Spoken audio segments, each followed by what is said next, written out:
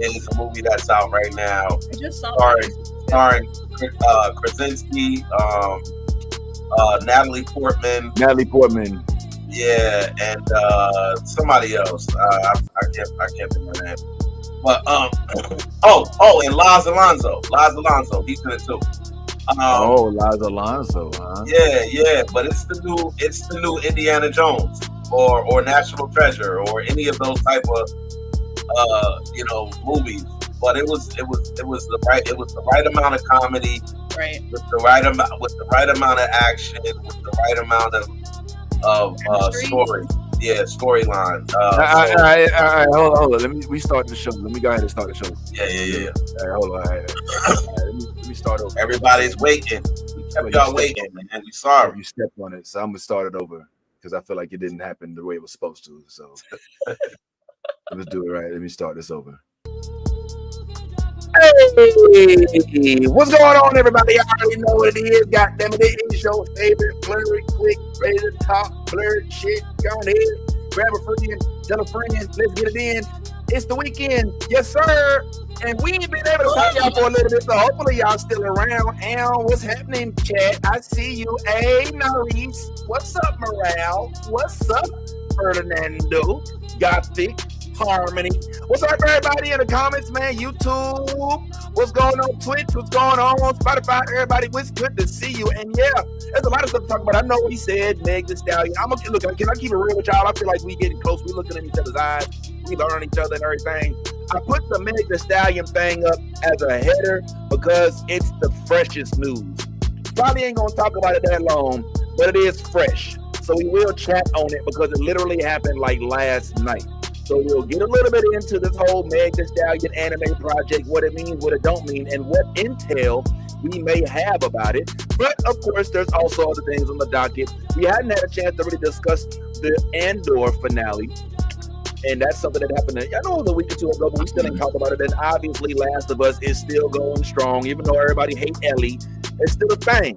All right, a couple other things is going on. We are a month or two away from Fantastic Four.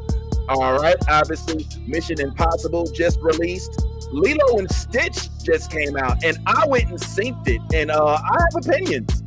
And Wheel of Time.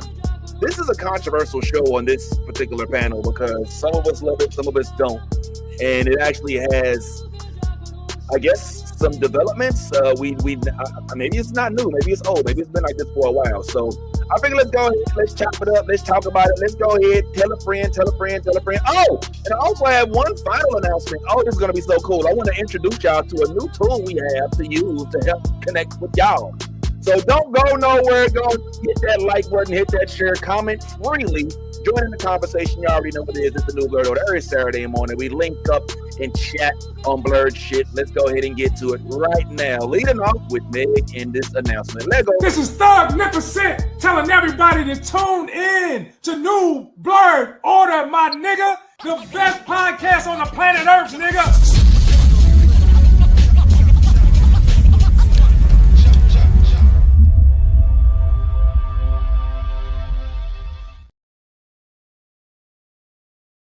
Heard me say yes. So DreamCon is literally this weekend, the weekend that we are speaking right now. As we speak, there are multiple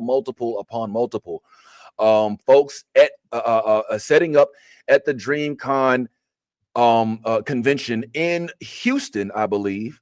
And so that is going on as we speak. And one of the things that's happening is Meg the Stallion was scheduled, as you see right here, to discuss what potentially maybe a project and a couple other things. And so I figured since we got Yaz and Ty here, it's a good opportunity for me to introduce my new graphic that I made. And I hope this don't get us canceled. This is the Justice Lead, y'all.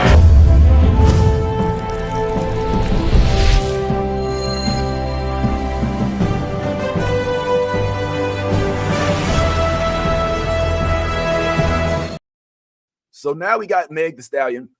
She's pulling up to DreamCon. Good morning, Yaz. Good morning, Bad Ty.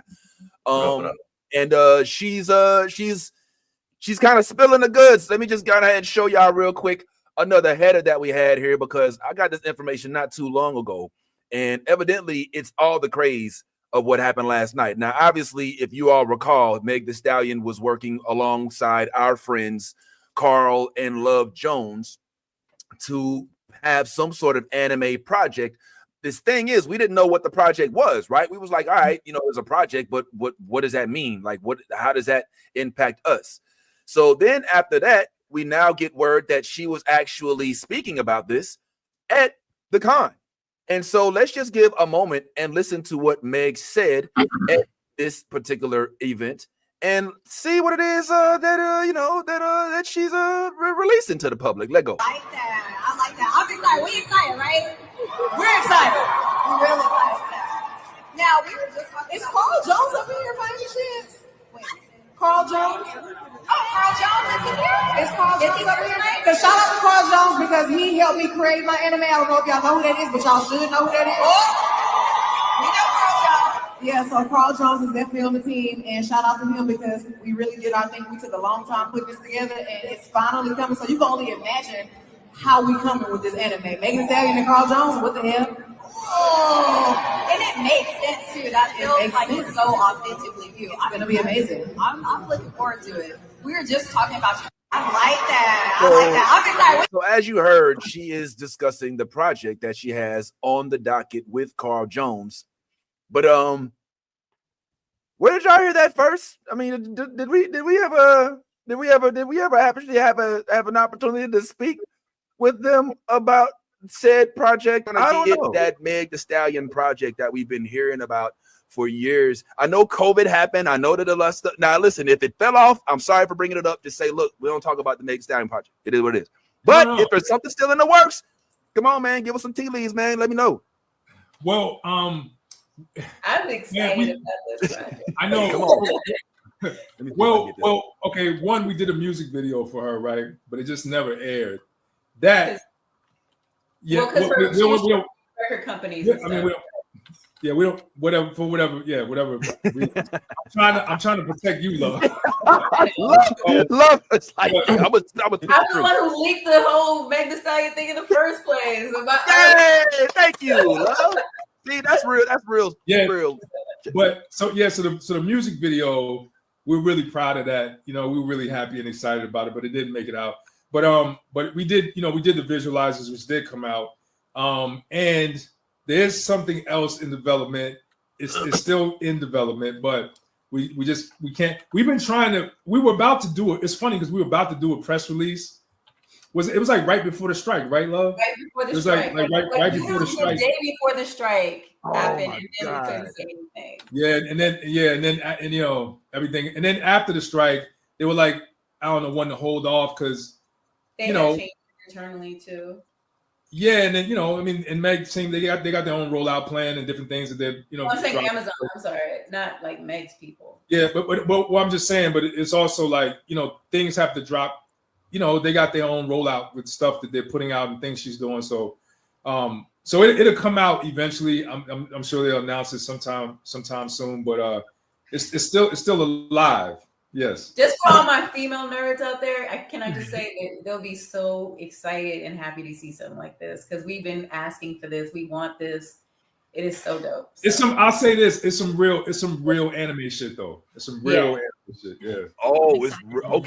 So we got that message, right? I mean, we hear what they saying. We're getting the tea leaves. You can hear the excitement, especially as it pertains to Love.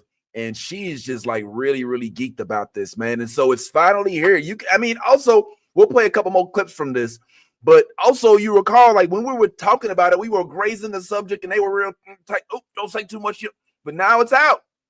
Now we officially finally have her on stage making the announcement in front of tens of thousands of young Black nerds about the potential for this anime project. I'm loving it. Do y'all have any feelings about this? Or do y'all even care? We can move right along. I just thought that I'm gonna tell you what I love about this thing. I love the flashback of you going back to the video of Carl and Love because I remember that interview. Mm-hmm. It was such a comfortable uncomfortability that they shared with each other. It was like every time when they started talking about that project, Love wanted to leak the whole shit right then. You could tell she was like, yo. And Carl was like, wait, yeah, man. But, you know what I mean? Like, yeah.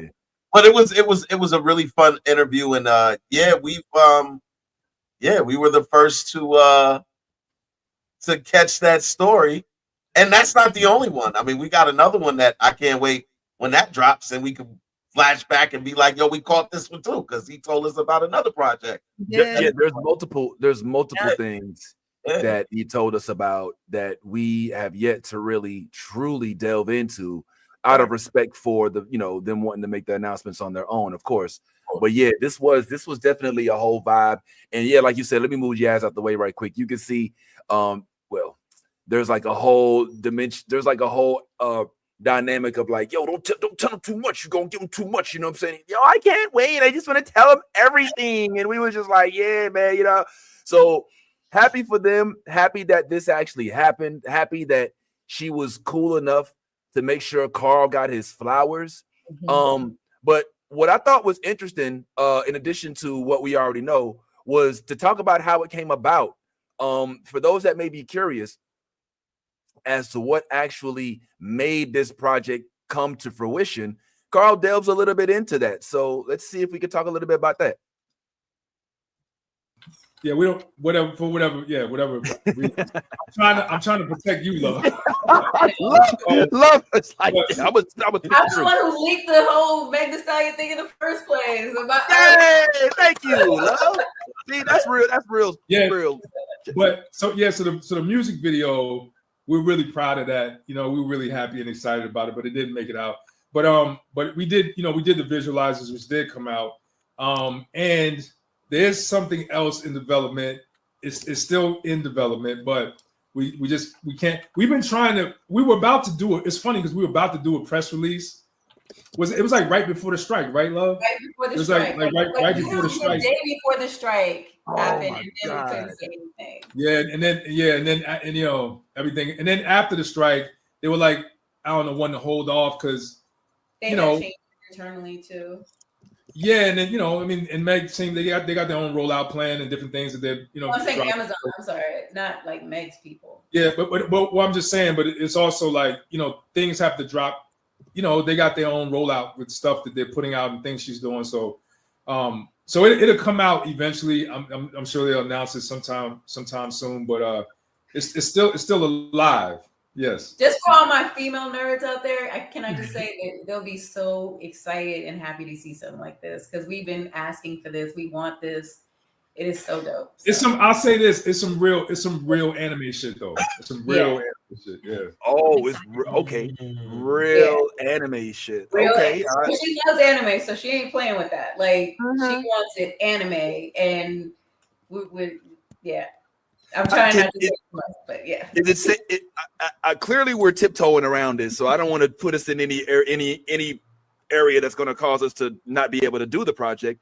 But are we able to talk about how it came about, at least how we crossed paths with Meg Thee Stallion, or did she reach out to you? Yeah. Or so, how did this happen? I think first or so I was developing some stuff with this producer named Dave Kaplan, who he worked with a lot of different rappers. I think we actually we started doing a Juice WRLD project actually. And this is and then he passed shortly afterwards, so that put a hold on it. And that was a dope project too, because that's a whole nother thing. So Juice WRLD is in the anime. He was in the anime too, and we had this really dope project called Fighting Demons, and it was like it was a horror anthology.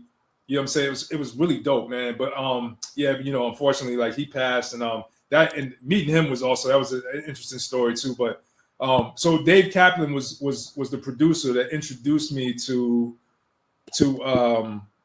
Juice WRLD, and then he introduced us to Trippy's camp because he was doing a documentary with Trippy, and so he was like, "Oh, Trippy's a big fan, and he wants to do some animation." So we started. I'm just trying to remember the timeline. So then so right after that, because we developed this thing for we started developing this thing for Trippy, and he was like, yo, you got something for Meg? And he was like, yo, because he was like, yo, he said Meg is like a big anime fan, and he's like, maybe we should do a meeting with her. So we met with her, and she happened to be like a huge Boondocks fan and Black Dynamite, but she was like, I mean, like quoting lines and moments and shit. Like she was like a hardcore Blurred. You know what I mean? So, yes. So we hit it off immediately, and she started telling me, some of the anime that she likes, and we just, I started just kind of getting in her head and pulling from that Meg Thee Stallion brand and DNA and trying to figure out like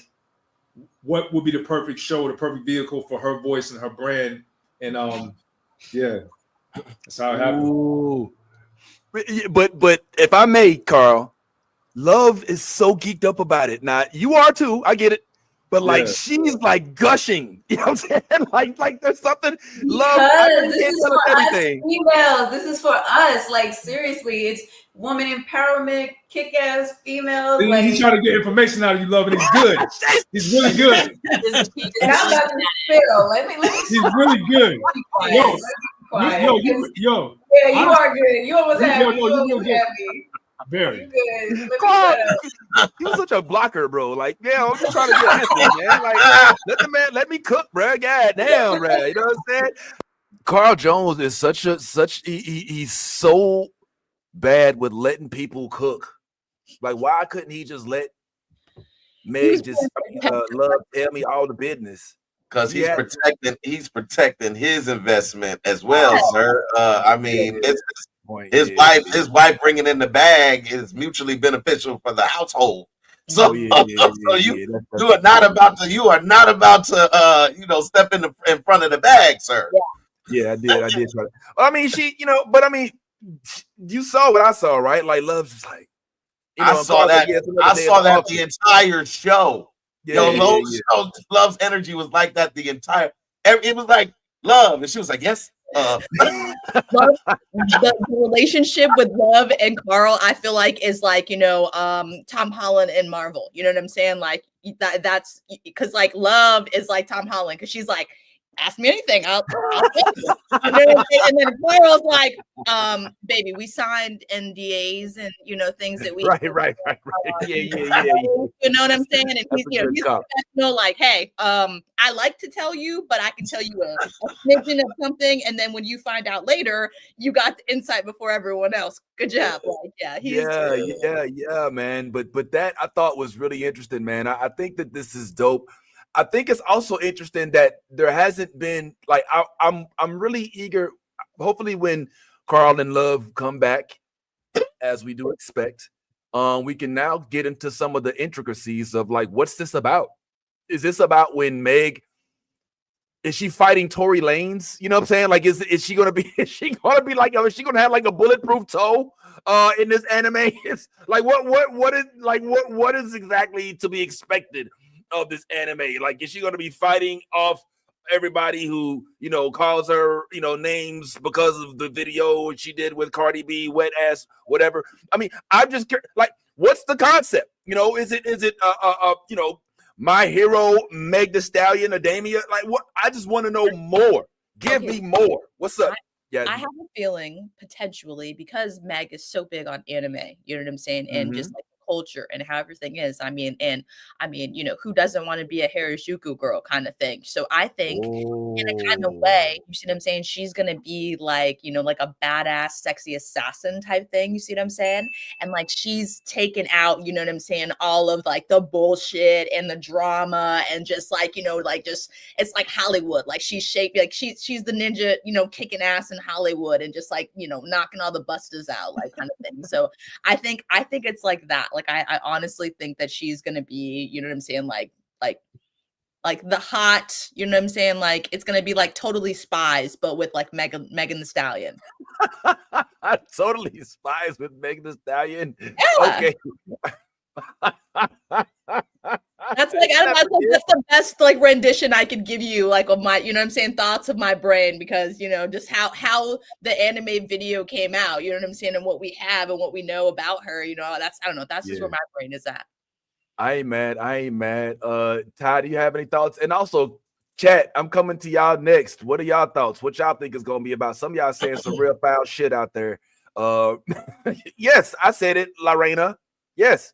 What's wrong with what I said? Like this can't be an anime about her trying to Dutch.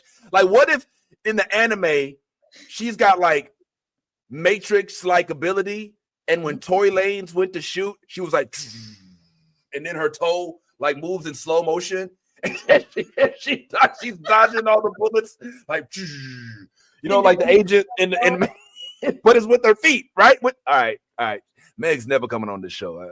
Yeah, that's right. That would have been a great episode of the Boondocks. But whether it would be her anime, I probably doubt that. I think the fact that Carl kind of reiterated that it was going to be a real anime makes me it leads me to believe that it could be one of those. It could be like with a Japanese storyline, like, you know what I'm saying, like. So whatever her powers are, and I'm not sure. You almost guaranteed that the main character, which is going to be played by her or reflects her, is going to be fine as hell, and Right. and just going to be kicking some ass, and it could look a lot like a Kill Bill with clothes off. You know what I'm saying? I just because I feel like it's Meg we talking about. Meg is not about to dumb down who Meg is. Like, Meg has always been, you know what I'm saying? Like, look, this is Meg, this is me, and I'm unapologetic about it. I don't think her character is not gonna embody that. It's gonna embody the same thing. So I'm looking more at it like a old school heavy metal. You remember like how heavy metal was kind of really like a provocative and you know what I'm saying, busty, and like, you know what I'm saying, a lot of, skin. Yeah, I feel like it's gonna be that with moves, kung fu moves, and all kind of stuff like that. So kind of like a Sucker Punch. Like, you remember that movie Sucker Punch? I was about to say, well, absolutely. But this is an anime. You know what I'm saying? Like, I look. Here's an area of concern I have for the Meg the Stallion anime project. My concern is that Meg the Stallion is the draw, which is supposed to be the case, right? You're going to watch it because you're a stallion and you like Meg.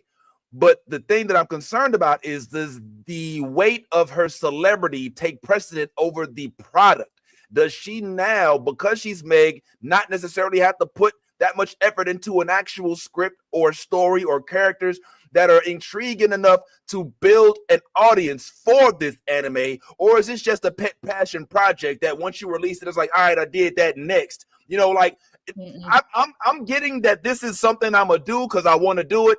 I'm not getting the Ryan Coogler. I'm trying to change the culture. I'm trying to do something new. I'm trying to make a big deal. I'm trying to like I'm trying to have longevity in the realm of anime. What I'm getting from this, and I'd love to know more from Carl and Love, and when we speak to them, we can get that idea from them. But is this just a project just that Meg is a rich ambassador of a style and of a bunch of followers that she can just tap into because, hey, I'm rich and I can? Or are we looking at, like I said, like a Coogler situation where he's like, all right, I've done this, I've done that, but now it's time for me to sink my teeth into this aspect of the industry, and I'm here for it. Like, I'm just a little, what's up, Yazzie?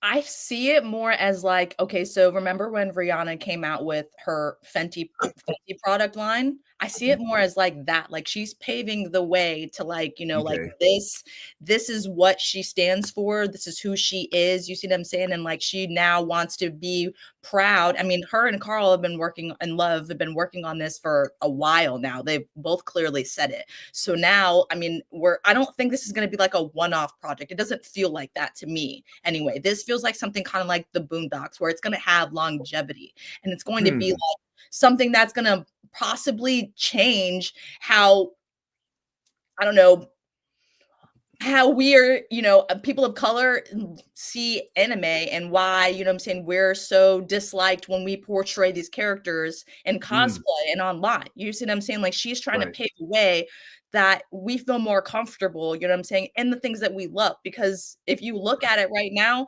cosplayers of color portraying anyone that's not of color, it's not, it's bashed all over online, you know, it's a fab, it's a, you know what I'm saying, like it's a hot thing to do right now, it's trending. So it's kind of, you know, she's kind of paving that way for not only women but, you know, nerds of color to say, hey, I love this shit and I love it so much, let me show you how much dedication I put into loving this and give back. That way we can all appreciate, you know, the one thing that we do love, which is the love for nerdy content, anime. You know what I'm saying? So I think this is kind of like, this is like Megan having her own, you know, like branching out from being, you know, the hot girl, you know, because that's how we know Megan is, you know, the you know what I'm saying? So this is her way of like showing I can do more than just one thing. Like Rihanna was an artist. Now look at her. She's a millionaire off of makeup products. This is Megan's way of showing the world that like I can't only do one thing, I can do multiple things. Women of color, we can do everything. So she's not going to be limited by just being that knows how to rap and can own the rap game. She's going to also own the nerd content game. So I'm all for this. I'm ready for this. This is going to be, oh God, like when this drops, I'm just letting the internet know. Oh, all the haters, y'all gonna be silenced, and it's gonna be great for us. So I'm ready for this. Like I'm beyond ready for this. I cannot wait. All right, you're getting heavy echo somewhere. But yo, I agree with you wholeheartedly. Here's the question I have for you. At this very moment, because we don't know enough about it, I would dare to say we probably would all say no, but do you see yourself pulling up weekly to watch a Meg Thee Stallion project? I say yes, depending on the content. It's right? Carl Jones. We already know. Yeah, well, Carl Jones has done a lot. Let's keep it real. Like Carl Jones has done a show called, what was it called? What was the bubble goof something? He's done a whole lot of things that we haven't unfortunately been exposed to, some of which because we don't have access to some of the places where he releases them. You know what I'm saying? So I don't know right now if Meg Thee Stallion is going to drop this on Cartoon Network. Is this going to be an exclusive? You got to go to my website thing. Is this a YouTube thing? Is this a HBO Max? By the way, HBO Max is now. Is it a Crunchyroll? You know what I'm saying? Like that's what I'm saying. And also, when it does get released, is Meg the main character? Does she make herself the story? Does she say, look, I'm going to be a side character and the actual story is going to drive? Does she say, look, I want a 3-part, 3-season saga? Is it a movie? Like Amazon Prime. Like, what the fuck? Like, I want to know more. But I'm so afraid of it not being taken seriously with regard to the story aspect. One of the things that we love about anime, as opposed to the comic book stuff, because comic book all comes with source material, is that the anime is, even though I know manga, I get it, but anime, the stories are so they're so intriguing, right? Like you watch Ninja, Demon Slayer. Because you like Tanjiro, and because like it's a fascinating story with freaking when you know they kill his family like the first 5 minutes of the fucking shit. You know what I'm saying? And leave his little sister alive, but she's a demon now, an all-powerful demon at that. And now you gotta learn how to wield this sword and use total concentration, water breathing. You know what I'm saying? First form, you know what I'm saying? Like, that shit's cool as fuck. Like, that doesn't just happen out of nowhere. So I just want to make sure that Meg Thee Stallion, I hope that this, I cannot wait. And I know I sound like a hater right now, but I'm just so protective of this move, because this move is a crossover event that will put together, I'm just gonna say it, not just black, but hood motherfuckers into the realm of anime shit. You know what I'm saying? And it's got to be done delicately in a manner that's going to preserve their attention. Ty? I was just going to say, like, to Yaz's point when she used the example of Rihanna. Rihanna has, you know, $1 million team that was working to put together whatever they put together for her Fendi line of makeup.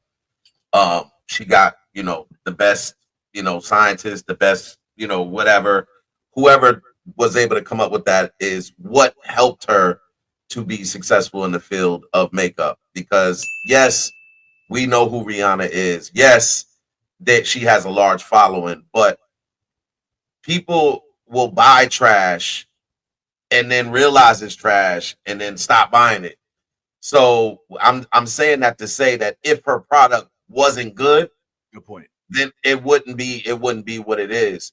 I think that Meg went out and got with Carl Jones, or her team put her in contact with a Carl Jones who has a resume of successful animated animation projects, and that was a key ingredient, along with whoever's writing. I don't know who's writing, if it's Carl, if it's someone else writing the whole script of the anime. But all of these things are the things that are going to be necessary and need to be present in order for this anime to work. Yes, it's Megan Thee Stallion. Yes, for all of the Megan Thee Stallion fans, y'all love Megan Thee Stallion. But if this is a trash project, then people are going to acknowledge that and move on.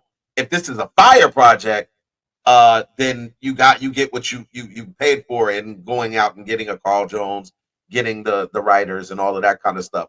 I would look to the shorts that were on the Boondocks. I'm looking at the shorts. Yeah, well, yeah, of course. But what I would look to the shorts that were on the Boondocks when who was it? Oh man, which one would have the like start doing the karate and all of that? That was with the it was the two kids. What was it? Riley and Huey. You talking So, about so, so was it Riley? Oh no, it was Huey. It was Huey, the one that was always doing the Huey was the martial artist. yeah. He Huey fought- was the car- yeah, So yeah, yeah. I would look back to those and kind of reference those for what you possibly can get from Carl Jones, adding to this project. That's the problem. Wow. That's my problem. That's honestly my problem. Okay. All right. We're talking about the animation. We're talking about how it looks. We're not talking about the story, the concept that's going to keep people coming back. Exactly. The thing about the Boondocks was it's hilarious. You take Right. two dudes that came out of a hood fucked up situation, and now they stand with their grandpa in the neighborhood, which they have no idea how to conduct themselves because that's not what they're familiar with. And all these other characters, it's hilarious. And they keep giving us these different themes. Grandpa like young women. Riley want to be a hood dude. Huey trying to connect his Afrocentric revolutionary self to a suburban area. I'm really all I'm saying is, Megan, this is gonna look. I already know this is gonna sound like I'm being chauvinist, and I don't mean for it to be, but I mean this I say the same thing for Trippie Redd. I say the same thing for what was that dude? He's supposed to Super Duper Kyle. Any of these rappers that's going out there trying to make an anime, I think that Meg is the best fit to make this happen. But can I just speak with Meg real quick? All I want to say is, Meg, I'm so geeked that we got this project on the way. But please, please, please, please, let's not make this a pet project. All right? Let's not make this something that we want to see if we can do it and see how it turns out. And then sit back, look at it on our big screen wall in our mansion and be like, look, I did that. That's cool. No. That is not satisfactory. We are not trying to put together a project just to see if we can make it, because we know you can make it. What we want to see from you, Meg, because you're the only one probably that has the clout to be able to put something like this together, isn't just a project with your face and name in the credits. It's a project that brings more people into the fold. It's a project that's sustainable, that we got 2 or 3 different sequels or seasons that come out of it because folks are so interested in the actual development of the story and not just looking at it because it's a Megan Thee Stallion project. We're going to watch it. You're going to get the views. You're going to get the actual attention, but longevity, sustainability, long-term. That's what I want to see from this project. I don't want this to be just some shot in the dark. I want this to be a domino effect. So I know you can do it. And if anybody can do it, it's that Meg, baby. You know what I'm saying? So pull it on up, girl. looking forward to seeing what she can do with this. Go ahead, Yazzie. I was gonna say, I think we might be maybe just. I think we're reading into what little we know right now, because we don't know one who is part of, you know what I'm saying, who is included in any of the projects. Once again, Carl and Love did say they have multiple projects. You just played it. They have multiple projects in the works with Megan Thee Stallion. So this is not going to be like a one-off thing. You see what I'm saying? So this, like I said, this might be a saga, you know what I'm saying? Just like the Boondocks, or this might be one project that they might do. And then there's another project coming out. So like, we don't really know everything because it was just announced. I think we should just, be grateful that at least someone who loves anime the way that we, the fans, love anime, is actually going to give us, you know what I'm saying, our due flowers, and we're going to get our recognition inside of it, and not just like, for a couple minutes for like kill us off, you know what I'm saying? So it's going to be, I think, something that's going to be, monumental, for the community, and I'm excited to see it. I'm kind of, I honestly wonder if she's going to go, like, at all. You know what I'm saying? Like, I don't know about you guys, but I just like, after something happens, like, I hope she's just like, you know what I mean? Like, I think that shit would be funny as hell. Like, it's Megan, you know what I mean? So it's part of her brain, Okay. So I'm sorry, Yaz. I'm sorry. I didn't mean to. You're good. I was just going to say, all right, so legitimately, what are we thinking here, guys? Legitimately, what are we thinking? What is the project? All right, what do you think it is? Any idea? I think that Meg is gonna be like, oh, me and my hot girls, we going out, boo. Oh, what's up? You got your bag? I got my bag. All that, and then like they start going out to the club, and then they get stopped by aliens, right? And then they're like, oh shit, girl, bitch, what the fuck, bitch? It's, you know what I'm saying? It's aliens, ho. I don't know shit about this shit, ho. You know what I'm saying? They get out, they start fighting like, bitch, we ain't strong enough. And then they find like some, and then they go and train like with Mr. Miyagi and the dude that trained Shang-Chi and shit, right? And they come back and they got like all these four, and then they, total concentration. I sure hope breathing. I sure hope not. I sure hope not. They come back with shit.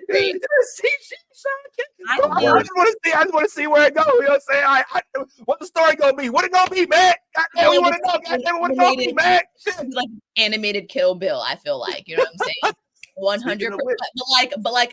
But like Hollywood status. You see what I'm saying? Like, it's not said, and you know what I'm saying, like on a revenge trip because they beat her up, they beat the bride up. I think it's gonna be like Megan, you know what I'm saying, like in Hollywood, you know what I'm saying, just like cutting down all of the clout, and you know what I'm saying, like, yeah, like, just like hot girl season, you know what I'm saying, forever, you know what I mean? Like I feel like it's gonna be, yeah. And you know what I'm saying? Someone badass is gonna train her. We don't know who it is, you know what I'm saying, who it could be. It's gonna be like a Jackie Chan type, you know what I'm saying, Mr. Miyagi kind of, you know what I mean? And it's gonna be great because Megan, you know what I'm saying? So she's gonna have like it, I don't know. And get this, if she has powers on top of being a badass, you see what I'm saying? Like that's gonna be even more better. You see what I'm saying? Like, so I don't know.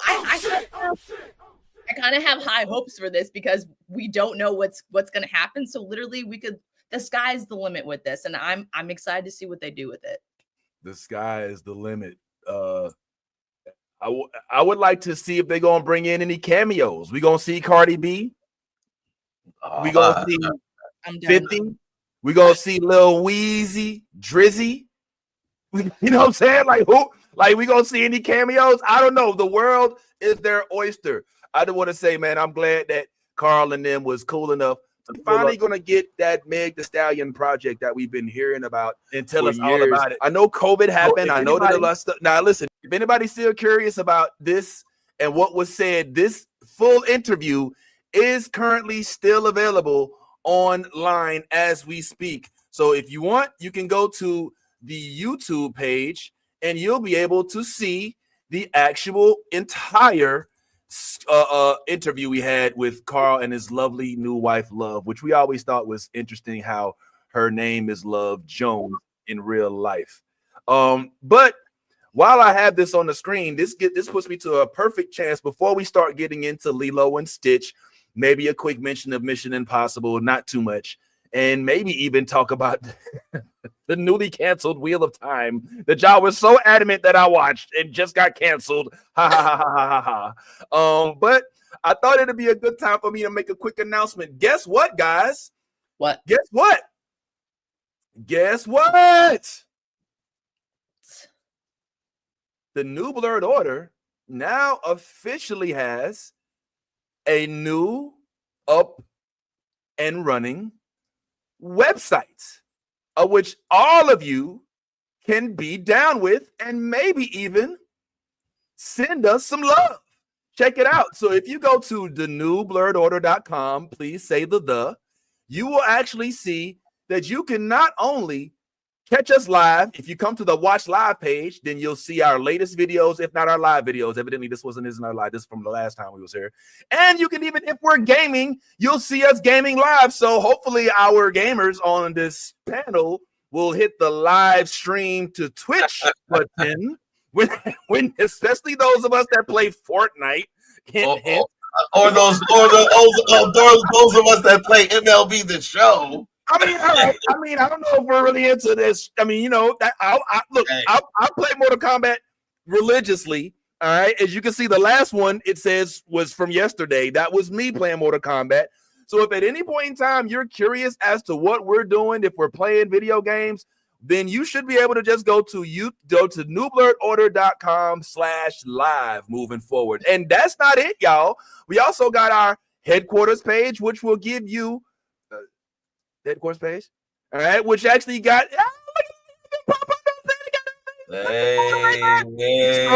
you'll see our latest videos. You can see where you can subscribe, the Jedi archives. You go right here, all our videos, the shorts, the new ones, the live ones, the full length, the short length, everything listed right here. And we'll even have the events that we have scheduled. Some of our most recent interviews, like I had last week. If you did tune in, you saw that we had Travis Jay from Supercell. We had our special guest Pink Riot, who will be coming back to the show to discuss Ty watching One Piece in a few weeks. Jeremy Isaiah Earl, Ecclesiastic, New Leviticus Jones, also as well. So check us out on that. If you are a listener, which means you're probably not watching right now, then you can just hit the listen button. But one of my favorite things, in addition to the shop page, where we can talk about this later, where you can get some of your friendly New Blurred Order merchandise right here on the spot, like literally just hit the order button and put it in the. But this is the part I wanted to put y'all on to. This is for you, Harmony. This is for you, Lorena, Morale, Fernando, Gothic, Mike, Lisa, Charles, everybody that's if I miss you, I'm sorry, but this is for y'all. We want to hear your voice. And here's a way we can hear your voice. If you actually go to the New Blurred Order page, the website, and go to the I did that wrong. My bad. Here it is. And go to the contact us. Then there's a way to send a voicemail. Just click it and send us a real quick voicemail and we can hear your voice. And we can talk about what you said with your dumb ass. Because you're probably going to say some dumb shit. Let's just keep it real. All right? Let's just be honest with each other. You're going to say some shit that's going to be stupid. Then we're going to comment on it. And we're going to make you feel bad about it. I'm just kidding. We don't do that. But this is what I was really excited about, guys. I wanted y'all to get an opportunity to speak directly with us. We know we see you in the comments all the time. And we love to see you in the comments. But hey, it's not bad to leave a little voice and stuff as well. So please, guys, take advantage. Spent a lot of money on it. So make sure you ain't leave it to waste. And yeah, man, just go check out the New Blurred Order page. And also, from henceforth, if you just want to watch directly from the site, you can go right to the site, DM, and just click the link. And that thing should pick it right on up right here. See right here, BM. We live right now. I could literally click on the live. I can click on the page. And also, from henceforth, I'm watching us live. You know what I'm saying? Like, come on, bro. You know what I'm saying? That's all just, come on, pull on up, bro. So, y'all don't want me to leave. Okay, Harmony got something to say. Hold on. What you talking about, Harmony? What you talking about? Y'all don't want me to leave voicemails. Trust and believe. Like, I'm with a warning. She already clapped about Lil Wayne. We don't want to see Lil Wayne. So, oh man, I can't wait to hear these voicemails, Harmony. I cannot wait. Harmony, who do you Harmony, who do you think you are? You think you hurt our feelings? You think you be like, oh my God, I can't believe you said that. I can't do the show today. I quit. You better. In fact, Harmony, you specifically, we expecting you to leave a voicemail today, like right now. Like, sorry, 12 o'clock. About 12:30. We looking for you a voicemail. Damn it. All right. So voicemail number 1 better come from Harmony Rocourt. All right. So we looking for that. And thank you, Fernando. You as well, homeboy. Shout out. I see you, Nali. What's going on? You know, I see you later. All right, cool. Yeah, I know. Yeah, we working on that thing. We're working on that only morale with the live and the Twitch and all that. And there's a whole bunch of stuff going on. But good to see everybody here. Now that you know that, please put it to good use, y'all. All right, because it's nice to have a good website. And you know, we're gonna start doing some merch giveaways, and all you gotta do is just go in and type the code, and we ain't even gotta mail it ourselves no more. So we get whoa, what's this? Linda says, and I quote, we want to hear we want to hear Harmony's voice. Uh-oh. Oh, damn. I don't know who told you that. How about this? When you guys leave us a voicemail, you can let us know if you would like us to disclose it live or not, because you know, privacy. You see, we don't want to be disrespectful and you know, voice some stuff that someone don't want, you know, voiced. So you know what I'm saying? Like, if you leave a voicemail on this site that's for a podcast, motherfucker, that shit is getting played on. Oh, live. I'm just telling you right to the show. I'm telling you right. You know, ain't gonna be no, oh, I can't believe you played this on the show. Motherfucker, it says leave us a voicemail. You know what I'm saying? And look, I was vetoed. Sorry, y'all. You're right. Yeah, everybody should. But I'm just letting you know right now. If you leave a voicemail, if it's good enough and it ain't gonna cause too much problems, we probably gonna play it. We may or may not. I don't know. It might not be good enough. Your voicemail might be trash. I don't think that Harmony's would be. Harmony say, I'm a New Yorker cursing. And have you been watching this shit, motherfucker? Have you been watching this? Have you been watching this goddamn platform? Who you think you talking to right now? God damn it! I know it's a family show, motherfucker, but still we can talk with the fuck shit we want to in a goddamn voicemail. Pull on up, Harmony. You the first one I'm understand that it's not a fucking family show. We already established that. This show is not for your kids. If you have your kids watching this, your parenting skills are questionable. I'm telling you right now. If I see his 5-year-old, I'm like, yeah. Like, what the fuck is your mama? Where the fuck is your daddy? I want to talk to them right now. There's no reason nobody that my son goes to school with should know what the fuck my name is. So do not talk to bad guy. I bet you Harmony sound like Yvette. What's old girl? I'm not feeling you. No matter, like, yo, what's going on, y'all? I just want to call and tell y'all show is trash as fuck. You know what I mean? I ain't really fucking with y'all like that. Y'all lucky I ain't got shit to do in the morning on Saturday. I wouldn't pull up to the joint, you know what I mean, or whatever. I wonder is it like a Alicia Keys or is it like a, you know what I'm saying?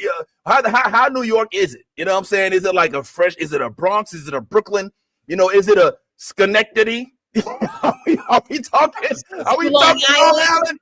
Are we in Rochester? What are we talking about over here? You know what I mean? Yeah, she probably gonna kick my ass for saying all that. Oh, man. Yo, hard arse, motherfucker. That's how you know it's real. If you say motherfucker, then that's like, you know, that's you and your boys. But when you like, look, motherfucker, like you being real, like you like, nah, bro. You know what I'm saying? I feel like you enunciate you more than anything. I did. So it is what it is. Well, anyway, man, that was all fine and dandy. But definitely just want to say once again, just to reiterate, the website is live literally as we speak. And so if you're ever curious as to what you missed the week before, you go here and you will literally see the most recent upload right here on this page. So, yep, that's what we're doing, y'all. Pull on up. We trying to get a little better with the organization. And shout out to my editor for assisting with the development of this project. All right. So before we move on, there's a few things, and I want to address something that somebody just said in the comment section, because this is actually a subject that I meant to touch on, but I didn't get an opportunity to put in the chat. So yeah, did y'all notice that Thunderbolts has not passed the Captain America threshold? And now they may finally be coming to the light and seeing that, you know, black main characters are not a death knell, you know, and that's good news leading into Ironheart coming, even though they've been under promoting Ironheart. I just figured that was something worth. Go ahead. Sorry, I'm starting to see that they're finally now promoting it. Well, yeah, and when we were speaking with Keisha and Bree, they were saying, well, yeah, and it does kind of make sense, I guess, to ride the Ryan Coogler wave after Sinners, but I still feel like it wasn't necessary to wait. Like, you know, you can cross promote, and it's not like Sinners had anything to do with Disney. So the whole notion that we gotta wait until Sinners is killing it. It's not that Sinners had anything to do with Disney. It was Ryan Coogler's success on Sinners that had to do with Ironheart. Ironheart. And since he is directing Ironheart and coming off of the success of Sinners, it does make sense to ride the wave of a director who is directing something that is potentially a now considered a classic, to also ride the wave on his next project. And that is what Disney did. The first thing, I think the first line on the Ironheart thing is from producer Ryan Coogler. Like, they made sure and so it's proper to make sure. Listen, I'm not stupid. We're not stupid. None of us are gullible enough to believe that Disney's whole plan was to do this. This is by design. We understand that. But what Ryan Coogler's been able to do thus far is win consistently. So I have no reason whatsoever to believe any different about Ironheart. So whether they promoted it or not, Black America and Black people all over the world who support Ryan Coogler are going to support this project. And I hope 100%, because I am a realist first, that it is good. Because if it's good, that just makes it even more of a conversation piece for us. Yeah. So you think it might not be good? I'm not. You said that Ryan Coogler. I haven't. For me, it's like, if I'm looking at Marvel's consistency on projects of being good, I'm not. Their percentage is not high right now for good projects. But with that being said, Ryan Coogler is probably 4 for 5. You know what I'm saying? Like, that's a pretty high, you know, in terms of movie directing and stuff like that. So yeah, that's enough for me. That's enough for me. So I'm more betting on Ryan Coogler than I am betting on Marvel, if that makes sense. I do hope that it's good, just like you do. I do also think that we're in this weird period right now where a lot of folks, Ant included, shout out to Ant, who just skeptical about Marvel right now. So everything you see coming from Marvel, you just gonna look at with a side eye. They gotta win you over first. It's not like it was originally. It was like, yo, Marvel, it don't matter, I'm going. Like, now it's like, all right, let me see what it's talking about first. You know what I'm saying? Like, even Ant was like, look, I haven't watched. He's like, I didn't watch Agatha. I'm not watching, you know, all the other. Like, I'm not interested. It's like, all right, cool, man, I get it. But it's like, damn, if Ryan Coogler can't get you with Riri Williams, the young Black, basically the live action Lunella Lafayette, who's Moon Girl, for those who don't know. I mean, who's gonna get you? I mean, if you couple a Riri Williams with a Lunella Lafayette, who's the smartest girl in the world, and you take these two young Black women, they can run the Avengers. You know what I'm saying? So I don't know. I'm just wishfully thinking, but yes, definitely looking forward to the Riri Williams project, and am definitely happy that the Captain America did do what it did, and that's a single hero cast. I mean, don't get me. I know he had Hawkeye, and I mean, it's a Hawkeye. I know he had Bucky. Well, Bucky wasn't really in the Captain America joint too tough, but the old Falcon, like the new Falcon, excuse me, was around, and a lot of it was Harrison Ford, but it wasn't like multiple heroes where we had like a Yelena and a Red Guardian and a Bucky and like that's supposed to garner the more. And you notice that this keeps happening with Marvel. Have you noticed that? Like What? Black Panther comes out, makes $1 billion at the box office with Black Panther being the lead role. And then in order to surpass that, Marvel has to put out a multiple star cast in Infinity Endgame. The only reason that they pass is because of all them characters. And here it happens again. Captain America, bam, kills it. The only reason. That wasn't the only. You're just giving past the fact that they also went and re-released it and they did a whole bunch of stuff. They re-released it, It wasn't just because of the cast, bro. They literally was like, hold up, we ain't got it yet. Drop it over there. Drop it over there. Drop it over there. They did the Taylor Swift. Yeah. So. Yeah, man. So, I mean, I'm seeing a trend here is all I'm saying. And I hope somebody in that smoke-filled room at the top of the Avengers Tower in Disney is saying, whoa, these Black superhero-led projects are generating a lot more income than the multiple projects. Let's tap into that a little more, maybe. And perhaps promote the shit out of it so people know that it's coming and can be excited about it as well. Vince, it was happening. We were on the cusp of all of that. If like everything was pointing to more BIPOC projects being promoted, being elevated, being done, and then the world nominated a different president and a new regime, and all of that shit changed overnight. And I'm gonna say it if ain't nobody else gonna say it. And so since then, all the projects that Disney was so excited about, all of a sudden are losing momentum, and now we're not going to be able to do that one. We're not going to be able to do this one, and unfortunately, we're not going to do this. And so yeah, man, this is unfortunate.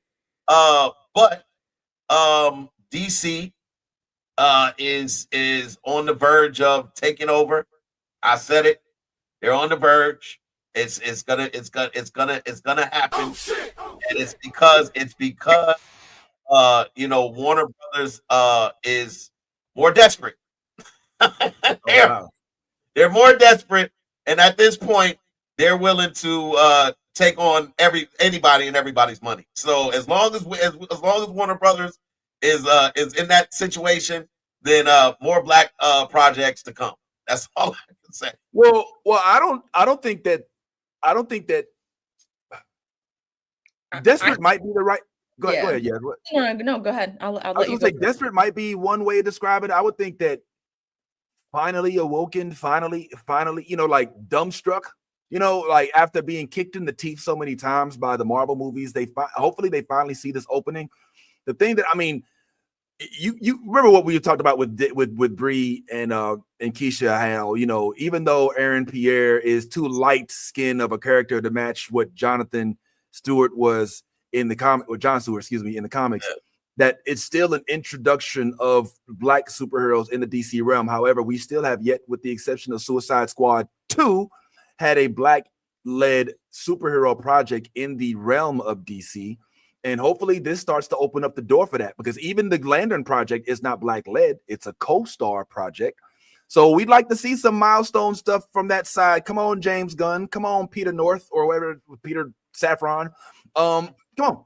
Are y'all reading the numbers that Marvel is showing y'all? Because this should be a real easy thing. Like if you pick up an Icon, or rather, as everybody has been hounding y'all for a static movie or a static project, or at least an introduction, and I think that y'all should see some success with that. But I rest my head with that. Let's go to the chats. What's going on? Kevin F is getting tired. You think so? Let's ask his bank account that, man. Minecraft. You saw Minecraft, Ty. I didn't want to spend too much time on it because it's kind of weird, but just a real quick, what are your thoughts about Minecraft, bro? I think Minecraft, like Fortnite, is a kid-based gaming project, and these kids go stupid over kid-based projects. Minecraft I saw, and based off of the movie, it did hold up in a lot of in a lot of terms of the game. Because my son, that's what he watched it for, and he was like, yeah. Oh, yeah. So he was able to relate to it. Um, did I think it was great? No, I didn't think it was great. But I mean, I'm also not a Minecraft fan. So when I watched it, I just watched it as just purely entertainment. And I was just like, this is Jack Black being Jack Black, and Jason Momoa reminding us why we never really get excited for Jason Momoa projects. So this C wasn't bad. That's mean. no, Good. listen. I'm not saying he was bad, but when you lead with "I'm not saying he was bad," it's probably not a good day. So I'm just putting 1 out of 5. yeah, he did what he was supposed to do, I guess, for the most part. But yeah, I just think whenever the way that the gaming world is set up when it comes to those type of games, Minecraft, Fortnite, any of those free to play type games, kids are like, they go crazy. My son loves Minecraft. He loves playing Fortnite. And so anytime you bring a movie out, kids are gonna go crazy and tell their moms, I want to go see the Minecraft movie. So I think that's why it did so well in the box office and made so much money. It doesn't necessarily mean that the movie itself was great. It just means that kids were very adamant to their parents about wanting to see it. Oh, that's what I figured. You saw it, yes? I didn't see Minecraft, but I think the reason why Marvel is obviously on a decline right now, and I hate to say this, but DC is on a rise, is because of one, production and how they plan it. I mean, if you really think about it, everything started falling apart at the end of Phase 4 for Marvel. And the reason for it was, one, controversy. Two, they got rid of one of their great directors and they let him go over to DC, and now he's running the game over there. And that is a problem when you literally lose on someone who's helping you. He literally took a franchise no one even cared about and made 3 movies that we fell in love with these characters, and then now he's doing shit in DC that we like and we're starting to love. And that is a problem for Marvel, because now they only have one really great producer and director, which is Ryan Coogler, but we only use him for certain things. You see what I'm saying? It's not like, and it's not even that it's only certain things, it's only certain specific projects we use him for. And then we're like, oh, he's doing other things. We'll see how that works out, and we'll expound on that after we see the success from it. And you wonder why DC is beating you right now. Little brother is beating you. I mean, I'm just saying, Marvel has consistently given us crap since Phase 4, and we've been trying to digest it, and it's not that great. We've gotten food poisoning multiple times. DC, on the other hand, okay, they've been giving us pretty decent content and movies, TV shows. I mean, I really see why everyone is switching from Marvel to DC, because from DC to Marvel, because Marvel's not hitting it at all. We, like you said, we used to show up for anything Marvel. Now we question about it, we do our research about it, and then we make our decision if we're going to go or not and spend our money, or if we'll just watch it on the streaming channels we already pay for. For DC, I mean, you've already seen Minecraft, Bad Tie. You see what I'm saying? Like, there's been multiple movies that have come out recently from DC that you went and saw, you know what I'm saying? Like, I mean, isn't technically, wasn't Sinners like a was that like their own project, or like what studio released that? That's Do you that's Oh no, around. that was an independent. Yeah, that was just Yeah. okay. But I'm just saying, like, in all, like, you know what I mean? Like, it's not doing well. Like, DC is hitting on they have a list of things that they want to accomplish, and they're doing right now, because they see what Big Brother is doing. It's not working. So now we're going to be in reverse. We're learning from what we're seeing, and it's I'm telling you, it's really sad to see Marvel go down this way because of controversy. That's really all it is. I don't know if DC is winning yet, but I think that they see an opening, right? And I also think that DC has the luxury of not being overshadowed by their marketer, which is Disney.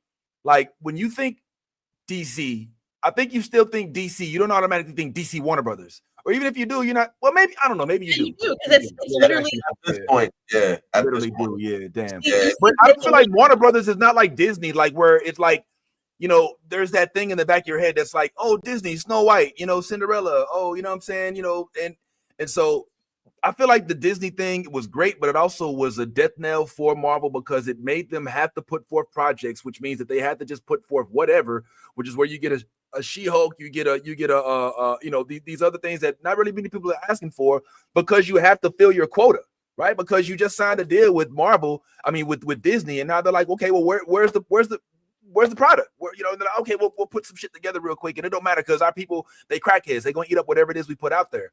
And I think that this is now kind of like, it's like it's too much water in the bucket.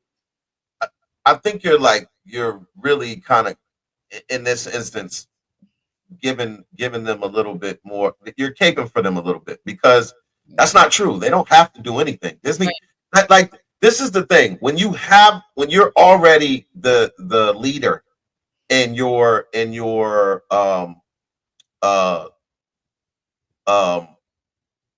category, if you're the leader in your category, the it doesn't fall on you. Like, so it doesn't, like, right now, if I'm at the top of the list, the pressure's not on me. The pressure is on that guy that's under me, that's trying to get to where I'm at.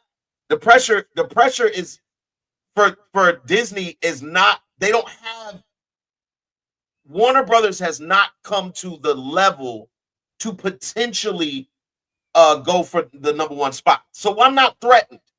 So if I'm not threatening, or I'm not under any pressure, then there's no real movement or anything that makes me feel like I have to move right now. We got to do it right now. We got to do it right now. Right.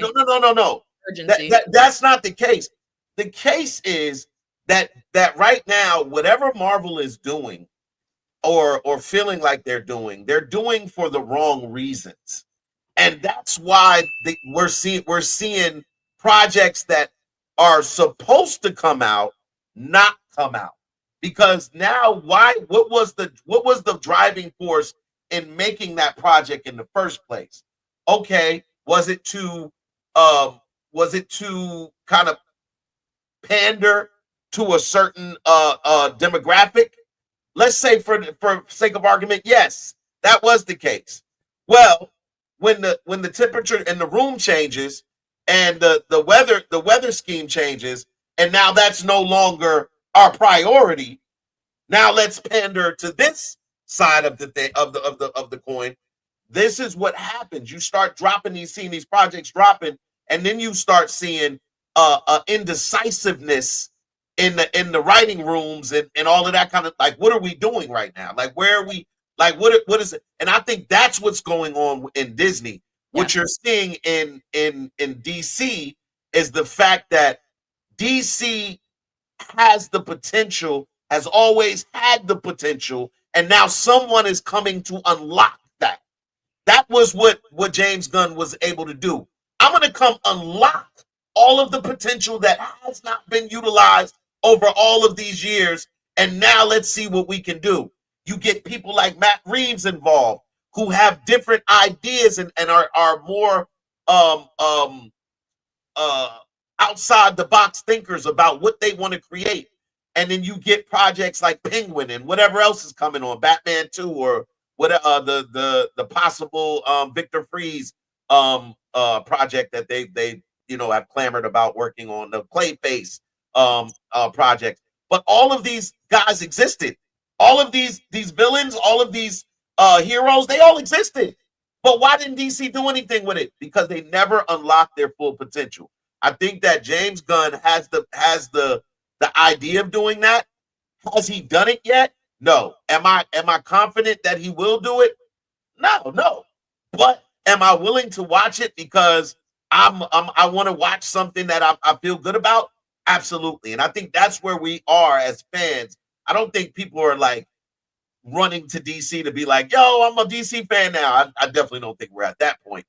But I do think that with the momentum that DC had from Penguin and also Peacemaker, people are starting to say, oh, there's potential over here. I see some stuff. This Superman project, I haven't watched one clip of it. I haven't seen anything. I have literally sheltered myself from all of it. I have not seen anything. So when I pull up, I want to be surprised or disappointed. But I want it to be nothing to guide me in one way or the other and have no bias. So but I'm not like up in a roar about this either. And this is an opportunity too for them to take this property, which should be their number one major property, and take it where others couldn't.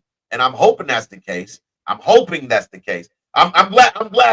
it's fire. I'm glad it's fire. I have not watched nothing. Nothing. I want everything to be brand spanking new to me when I pull up to that theater and watch it for the very first time. I do not want to be one of those people that watch the trailer and then I realize that they played all of the best parts of the movie in the trailer. And that, I don't want to do that. I didn't want. Where you get an idea like that, sir? Where you get an idea like that? I get that from you, but this is also me trying to be a little more forthright with DC. I want DC to, because DC has a history of disappointing us. They have a history of disappointing us, and I'm still of the mind that still could happen. And so that's why I'm like, all right, let me not get caught up in all of the fanfare and all of the Superman's gonna be dope. I know. Nope. Let me go in there with no. I don't want to hear your opinion. I don't know. No. That's me. I want to go in there like that. Let me say this real quick, and then we can move on. And there's a couple comments that I'd like to address, and maybe we can all do it together as a group. Yeah, sure. But first of all, I think that honestly, if Ezra wasn't such a dick, that Flash would have set DC in a different direction. Like Flash was not a bad movie. It was actually, frankly, good. Great. His running, Maybe not. Him run though, that shit was ugly. The run shit is weird. Like I don't understand why they do the slow-mo run for a dude who's named Flash. Like I really don't understand. And who runs like full extension? Like and so I didn't necessarily no. Well, no, hold on, Charles. First of all, Daniel and Charles, whichever one you are, calm down. Okay, all right. I know we've been knowing each other. I think you came to a comedy show a few years back. But nobody's gonna blindly support a movie. I think that what they're looking to do is what they're trying to look the same way, some folks want a healthy two-party system, which I frankly disagree with. I don't think we need a two-party system. I don't think we need a president. That's a whole other subject. I think we need a Jedi Council. We'll talk about that later. Oh, really? You want them to come to your house? I want them to come to your house and take your kids. Right. You're showing signs. You showing No. People don't know how to handle themselves. Yes, it's time we took over, man. Fuck it. I need a galactic empire. I want Palpatine to be our president. Like, wow. Thanos was right. Anyway, but the thing about it is, I think that people don't want Marvel to have a monopoly of comic book fandom. People want movies like Sinners. People want projects like Milestone. People want there to be a healthy structure, a healthy bit of competition. Like, what if you could only go to McDonald's? You know what I'm saying? Like, come on, bro. You ain't gonna live but a couple weeks. All right. So we wanted to be a McDonald's, Burger King, Chick-fil-A, and if you're anything like me, preferably a Popeyes, which is probably unhealthy, but it is what it is. All right. So I'm like, DC needs to step it up. But at the same time, again, the Ezra Miller. Ezra Miller. Ezra Miller, I think it's his Yeah, name. Ezra Miller. I think that set them back because I like Michael Keaton in that movie, and I like the inclusion of Supergirl and the cousin and all that. I don't know necessarily what to look forward with this Superman movie. Superman is my least favorite character of comic book characters. I'm just gonna keep it real. Like he's just too powerful. I'm not a big fan of it, but I've still got to see it because I got to see how it compares with all the other movies. You know what I'm saying?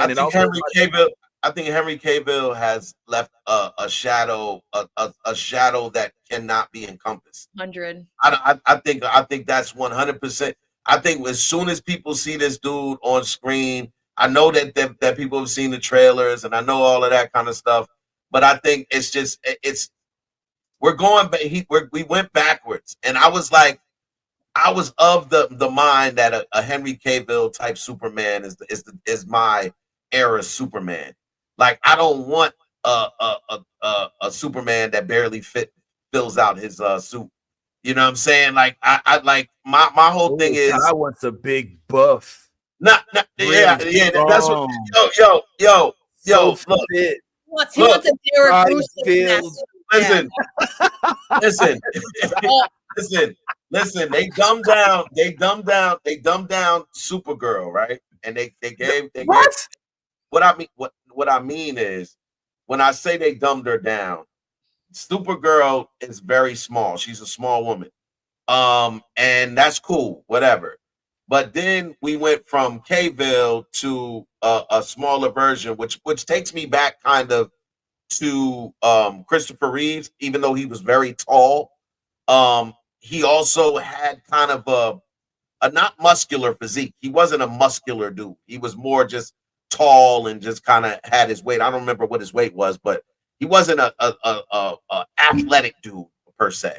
But this guy right here, and I told you don't get crazy with these clips. I've been dodging these clips, man, and you got the clip all in my face and stuff, man. Come on, man. But yeah, so I'm interested to see what James Gunn has, his ideas of this version of Superman and what it's going to look like and everything like that. But I really do think that Henry Cavill has left such a hole. Like that was such a huge loss. Like that what DC doesn't. I don't even think DC realizes how much of a loss that's going to be until it really pops off and everybody's like, nah, I want Cavill. I think Cavill's only Superman for me. I think that's really going to come out. It's going to come down to that when everybody sees it and they'll be like, man, Cavill could have did it. I'm a Cavill fan. I could not disagree more. I think that you are right about people not being able to disassociate Henry Cavill as Superman for now, but I think people move on too. You know what I'm saying? Like when we first heard about the new Batman is Pattinson, everybody collectively was like, "What, Edward? Edward? Are you fucking kidding me?" And now folks ain't as mad. They still kind of like, Michael Keaton's my Batman, but they're like, all right, I accept it. That's not true. When we first heard about Heath Ledger, everybody said collectively, no, my Joker is Jack Nicholson. Nobody, literally nobody. In movie, that's the only reason there was controversy for that. That was the only reason. But still, literally nobody was like, fuck Heath Ledger, are you nuts? He's gonna kill that role. Everybody was like, not my Joker. Not my Joker. Listen, I am of the mindset that you are absolutely correct in regards to the Jack Nicholson Joker comment until Heath Ledger, came and killed it, and then people were like, "Oh my God, that was a." But also, let's not skip past the fact that Heath died, and that also magnifies one's performance when it becomes their last performance. But not taking anything away from the performance. The performance was epic, right? But it was magnified a bit. Right. But Henry Cavill is still actively acting. Yeah. like Jack Nicholson at that time was not even acting no more when Heath Ledger was doing. I think he was just a Laker. A Laker. Yeah, he wasn't acting anymore. Yes, He was just a Are Laker. you- He was are you at Laker serious? games. What Oh, movie? shut up. Oh, shut What- up. Come on, man. He was What he was movie? like, Whoa! Time out. he was in The Wolf. All right, he played in The Wolf, which I thought was a precursor to Wolverine. He was in A Few Good Men. Not too far, he played Hoffa. Whoa! Do you know your time? We're talking Time 1980s. out. Do you know your time? Yes. These are after the Batman.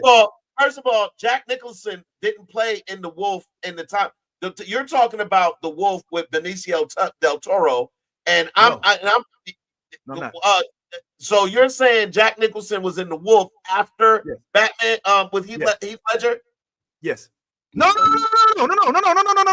After Batman with Michael Keaton, not with Jack Nicholson. No. You're not listening. Then what I said was when Heath Ledger was acting as the Joker, Jack Nicholson was no longer acting in movies. Is what I said. Oh, okay. That's what I said. I misinterpreted what you said. I said Henry Cavill is actively acting in other projects and can still be Superman with no problem. He can go put on the costume tomorrow, and the world would rejoice and be a better place for it. That part is true. I would rather if we're going to pick and choose what, you know what I'm saying, like, because The Witcher also ducked off at the same time that Superman did. So if Henry Cavill, if Henry Cavill came back, I would rather him be a Witcher, no offense, than Superman. Only because I'm just saying, like, I showed up every time The Witcher came out. When Superman, I'm not gonna lie, I don't know what the stigma is. It's like Batman. I don't know what it is. I can't pull up to those if it's, you know what I'm saying, not really, like, it's not something I pull up to watch. It's like zombies. It's like, I mean, I hope we could change your mind on zombies one day, but I get it. But yeah, man. I do too. But yes, he could be everything. This dude is literally Voltron, Lion-O, Witcher. He can be whoever he can be whoever he wants. I think he's got Warhammer is on the way too. Yeah, Warhammer. He's got a lot of projects that he's working on right now. So I mean, I don't know. Well, go ahead. Sorry. I was gonna say, I just think that, the studios, they're working with what they have and what they don't have right now, and on the sides of what they're working with that's working. I just feel like DC right now is maybe, I don't know, doing a little better for me because I've seen more DC than I have Marvel this year already. Have you? Is that really? Can we fact check that for a second? Yeah. Okay, so ask my husband. You can ask my husband 100%. Okay, I know you saw Creature Commandos. I saw Creature Commandos. I saw Sinners, which is a Warner Brothers. Sinners. But it's not DC. It's not DC. It's not DC. It's not a comic. It's not based on a comic. Studio still, but I'm just saying. So I've seen. What else I've seen? Hold on. Let me look up DC releases right now, so I can. While you're looking those up, let me spot up a couple things for you. So this year we got Deadpool. All right. This year we also got Marvel's Thunderbolts. Okay. We got Fantastic Four, Daredevil dropped on Disney Plus now. All right. So those are 3 projects off rip that we've gotten, and it's only May. We've got Fantastic Four dropping in July. Marvel is running laps around DC with regard to dropped content, but quality. DC's about to drop Peacemaker season 2. Right. And we all know how we feel about Peacemaker season 2. All right. Like waiting for a while. Yeah. So I'm ready for Peacemaker. Okay. Then we've got Superman dropping next week. That's going to actually, I think, because I think Penguin was last year, right? Penguin was the end of last year. Yeah. Right. So no, Penguin was this year. No. Was it this year? It was the end of last year. It was like the very end of last year, if I'm not mistaken. But correct me, I could be wrong. It might have started last year and ended this year. It was last year. But Penguin, let's compare Penguin to Daredevil. I feel like they were almost 2 halves of the same coin, right? Similar, with the exception of the fact that the lead character, arguably Matt Murdock, was not a villain. All right, depending on how you look at it. But some would argue that the Kingpin was damn near the main character in this season of Daredevil Reborn. I mean, I would argue that it was probably a dude named Jeremy Isaiah Earl who played Officer Cole Keith, Cole North, excuse me, from Chicago, who was on our show. Check it out. It's on the website. Ha ha ha. Quick plug. Ding. But but for right now, I feel like they're running neck and neck to an extent, with the exception of DC's tapping into the cinematic market. And that's what we get to see in 2 weeks, where they actually go and re-release this new Superman. I believe that Ty is right with regard to people not being able to say, oh, that's Superman. Because let's be real, Henry Cavill, he looks like Superman.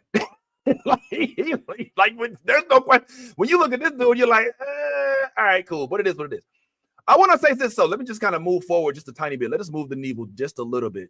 So Marvel did, however, make some announcements not too long ago with regard to some of the things that are happening, especially one regarding the Secret Wars and the Doomsday projects. So let's get a little bit into this real quick. Did you all see the statement that Chris Hemsworth dropped, which was kind of cryptic? And I want y'all to tell me what you cryptic. It feels it's like you can interpret this in so many ways. Am I wrong? Okay. I mean, I'm only one way to interpret it, but go ahead and read it out so that maybe everybody else can. Oh, you think? Go. Okay, all right. Definitely not cryptic. All right. Well, listen to this, y'all. Y'all tell me what y'all think this is supposed to mean. All right, I'll read it for those that are listening. Playing Thor. This is from Chris Hemsworth, currently who's actively the role of Thor of Asgard. Playing Thor has been one of the best. Nah, I ain't gonna do it. Playing Thor has been one of the greatest honors of my life. For the last 15 years, I've held Mjolnir. It's spelled so stupid. They need to fix that. And then Stormbreaker as the God of Thunder. But what made it truly special was sharing it with all of you. Your passion, your cheers, and your love for this character have meant everything to me. Thank you for making my journey through the Marvel Cinematic Universe unforgettable. Next up, Doomsday. So Ty, you seem to feel like you you literally know what this means. Could you perhaps tell everybody else who's may not know what this means? Because I think it could mean a couple different things. I'm just curious to hear what your interpretation is. Listen, in my experience, anytime somebody puts together an unprompted message like this, it's usually a retirement. Like, I'm taking, in sports, this is when they have the press conference and they talk about, I've had a great time here in Buffalo. We was able to accomplish a lot of things in my tenure, but today I want to announce that this will be my final game as a Buffalo Bill, and wow, I want to wish it. This is exactly what that sounds like. It sounds like, I've had a lot of fun on this run of playing Thor, but listen, I'm getting older. I got my kids are growing up, and it's time for me to take a hiatus away from the game. Thank you for your love and support, but boom, next is Doomsday. If that ain't you, telling us you ain't gonna make it through this next movie, I don't know what the hell it is. And listen, I when I saw this, I put an angry face by it, because this is look. I'll tell you why. We just finished talking about the decline of Marvel. Yep. And this is the type of shit that I'm talking about that causes a decline. Why the fuck would you take that away from me as a fan, to see that moment and experience that moment without knowing that moment is coming? Like, you don't know what you do to a fan who has loved you for those 15 years, has supported you for that 15 years, and then all of a sudden has to watch you be eviscerated on screen. Yep. I.e., my man Glenn from Walking Dead. Nigga, yo, people didn't go outside for like a week when Glenn got killed on street. Yo, it was like it was, you would go to work and people wouldn't talk to you by the water cooler no more. It was like everybody knew that this was just a moment of silence that needed to be. Yeah, that's what you took away from people. Like that's what you took away from people. Now you're going into the movie and Doomsday, waiting for that moment. Right. And if that moment happens, now you're pissed off because you knew it was gonna happen. And that's why I'm like, shut the fuck up sometime. Sit your ass down. If you feeling a moment of clarity and you just have an epiphany, then write that shit in a book and and sell it later. But don't you ever in your motherfucking lifetime come on a social media platform and tell us goodbye before it's goodbye, bitch. Don't do it. Don't fucking do it. I rock with Chris. I fuck with Chris. But that shit right there, that's some bitch assness right there. I'm like, what are you doing? What are you doing? Like, what made you wake up that day and just choose violence for no reason? Nobody stepped to you. Nobody. I don't know who made your eggs runny, but no, like this is not what I want. I don't want this for us. I don't want this for the culture. I don't want this for the fans. And look, man, all of that hitting, yeah, man. Like, come on, man. It's not just it. It's not it. Can I chime in? Please. Yeah, yes. Oh, go ahead. Really, oh, damn, I ain't got yes. Yo, your clap back was great, Bad Ty. That was on point, though. Not gonna lie, you sound like every woman that read this post that loves. It was great. It was great. I loved it. It was from the soul. But I honestly think the reason why he came out with this disclaimer is because what happens in Marvel when someone dies? That's a good question. Huh? They fucking come back. Look at Robert Downey Jr. This is his way of explaining to us, like, hey, you know, I love the homage that the fans have paid, but I want you to know I'm not coming back. Once they pull my ass is dead. So enjoy while you have me, because you won't have me for long. It's a humble way to say, fans, you love the Hemsworth, but the Hemsworth is checking out. And when he checks out, he's not coming back. He's not Robert Downey Jr. He's not going to be like, I'm going to be a villain with a mask. Yo, that's a good take. I get it. I feel like because of the actor and like, the love that his like he gets from all of, his fans. I think that was his way of subtly kind of just like, hey, Hemsworth here, I love you guys. I appreciate you, but from the bottom of my heart, I just want you to know my contract is up and I will not be returning. But why not wait till after that happens, though? Because listen, what happens after it happens? We all start like, this motherfucker's coming back. This motherfucker's coming back. Who's it gonna be? No, open the book, figure it out. Who's it coming back as? He's like, don't even think those. I'm shutting all that shit down right now. I'm not coming back. Once I'm fucking dead, I'm dead, Marvel. Okay, so Hemsworth out. That's what he's trying to say, Bad Ty. Like it's his humble. Remember, he's Australian. They do things a little different. You know what I'm saying? It's his humble way of stupid. It may not be, because if you think about it, it's telling his fans like, hey, this door, I appreciate the 15 years I've dedicated to you guys and the love you've given back to me, but this door is closing. A window is opening somewhere else. Look out for me. I'll be in that window. You see what I'm saying?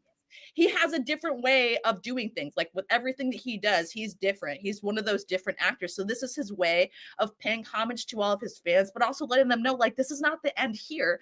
You may see me in Extraction 3 or fucking, God knows what. You see what I'm saying? Like, it's just not going to be constantly being Thor showing his body half naked or, the butt cheeks. You know what I'm saying? Like, it's just like us fans, mostly women, letting us know, like, hey, this Hemsworth right here will not be on Marvel Universe no more. We won't be showing half naked asses anymore, you know, and V cuts. We'll be doing something else. You know what I'm saying? Like your satire laughs will not be coming from Thor anymore. That's his way of saying that.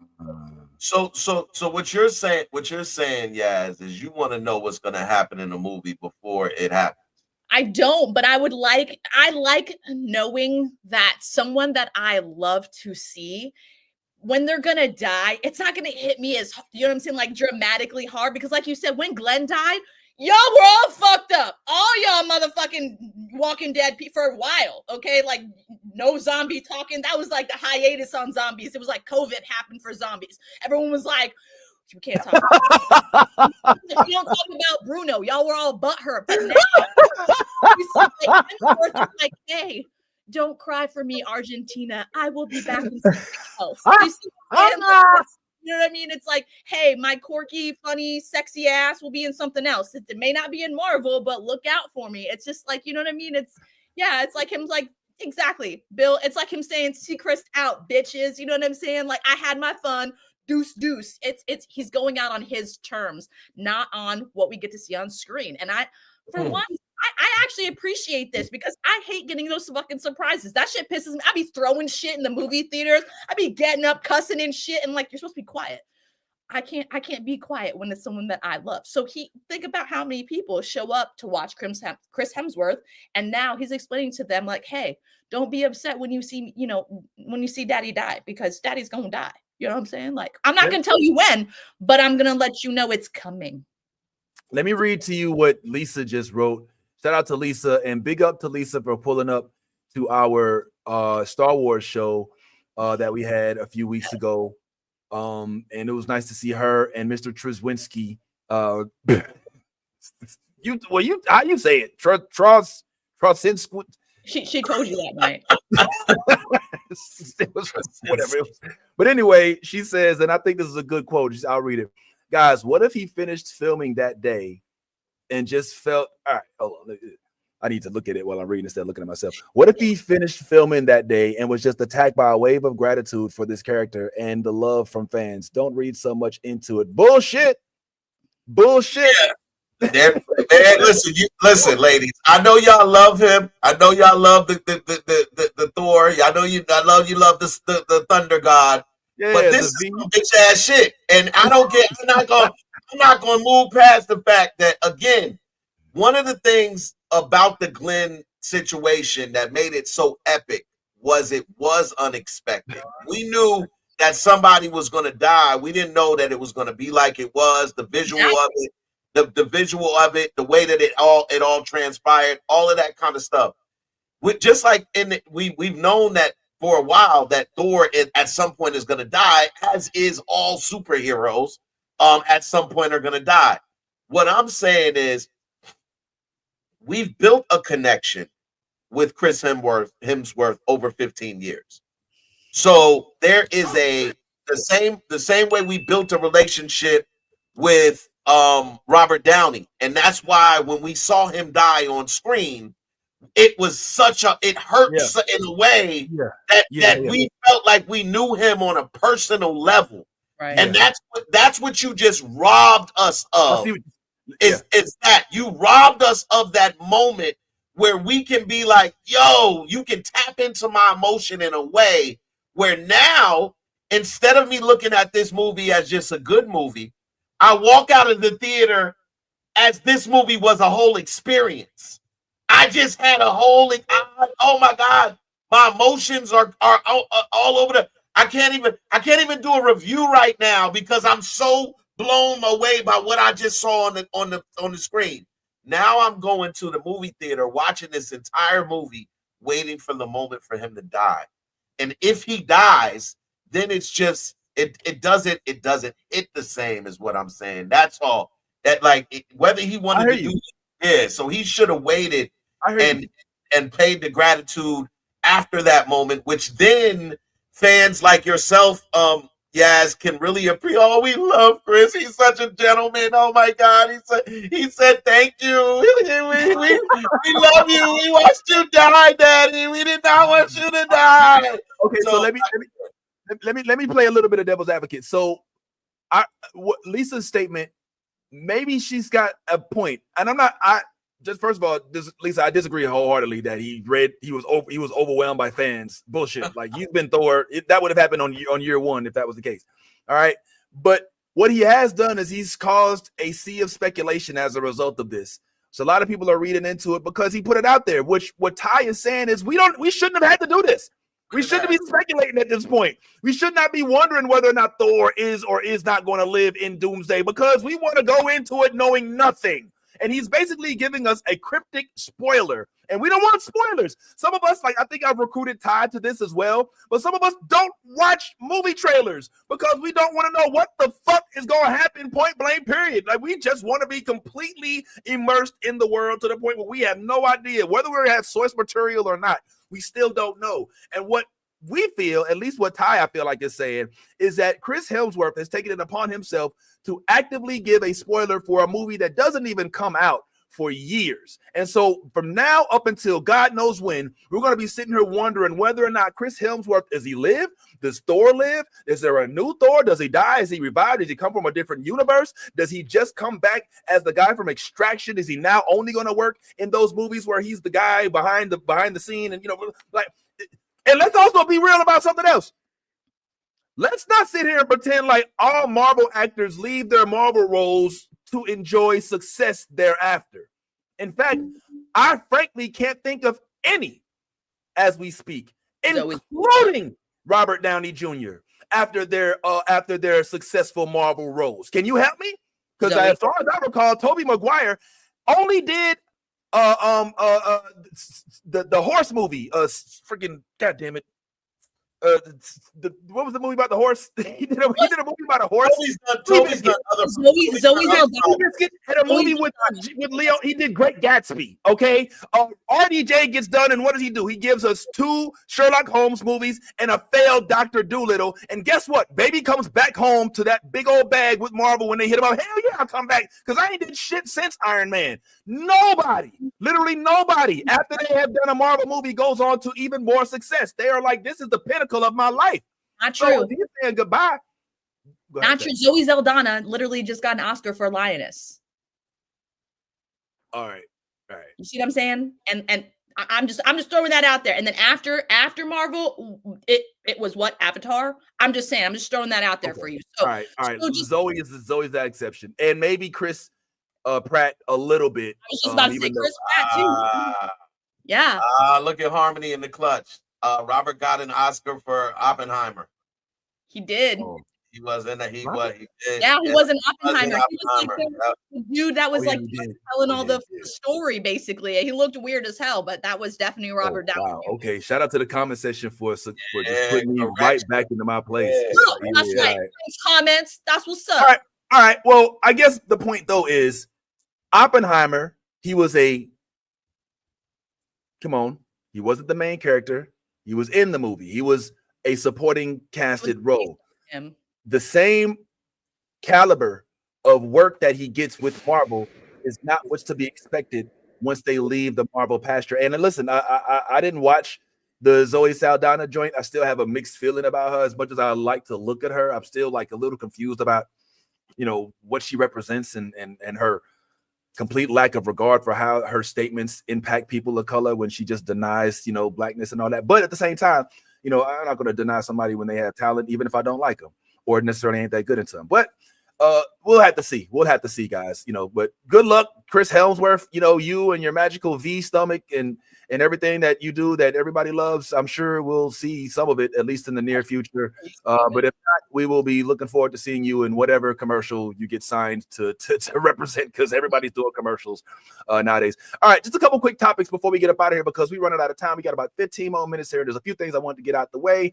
Now, I know we can't really talk too deep on Last of Us because I know Yaz didn't watch it. We didn't get a chance to break down Andor yet, which I'm really upset about because I have some feelings about this. Like, I have legit feelings about what happened with Andor, but I do feel like before we get into it, I want to do a quick mention of the Lilo and Stitch movie because it is fresh. It did just recently come out, and I got a chance to see it. Ty, I think you got a chance to see it too, if I'm not mistaken. Yeah, real quick, man. Ty, you want to give us just a quick idea as to whether or not you do, or maybe hold on, wait a minute, let me get this set up right. Let us know right now, Ty, if you will or will not recommend this to folks that are watching. This is Bad Ty's Picks, everybody. Go ahead. Tell us how you feel, bro. Absolutely. I think that Lilo and Stitch was very well done. That little girl that plays Lilo, she's absolutely adorable. The whole movie you're watching, as you're watching her, you're just like her voice and how she talks. She's just, for me, she kept a smile on my face the entire movie just by her actions throughout the movie. The way that they were able to incorporate Stitch as a live action representation was good. I thought it was done well. This is the Lilo and Stitch that you remember, the nuisance, the one that gets into trouble, the one that but ultimately turns out to become the Stitch that we grow and love. So I would definitely give this a 2 thumbs up. It is definitely a family movie. Take your kids, enjoy. There may be a little bit of a couple of scenes that may even have your eyes watering. Who knows? But this is a definite yes for me. 2 thumbs up. 2 thumbs up. Hey, so we got 2 thumbs up from Bad. I'm sorry. Yes, you saw it too, right? Oh, you didn't? No, you saw it. Okay, no worries. But I saw it. Okay, and I got feelings. And I gotta say also, this is a throwback to a movie structure and format that we knew all too well in the 1900s, kids. That's before Y2K. There were multiple movies that fit this format, and what I loved about this was it did kind of give me a callback to the ETs, the Mac and Me's. Yeah. If you did watch those movies back then, they don't really have too many of those now, unless you include Home with Rihanna, which was animated through DreamWorks.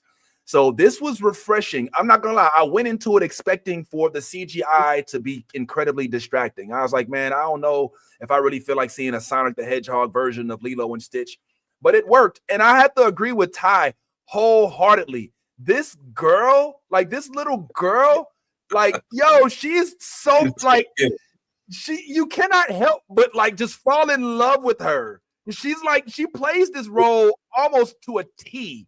Like, and she's it's so incredible. It's believable. Like when you're sitting there watching her on screen and she's saying all the words and she's feeling the feels, like you forget she's acting. Like she's like that's good. I would, so I love that.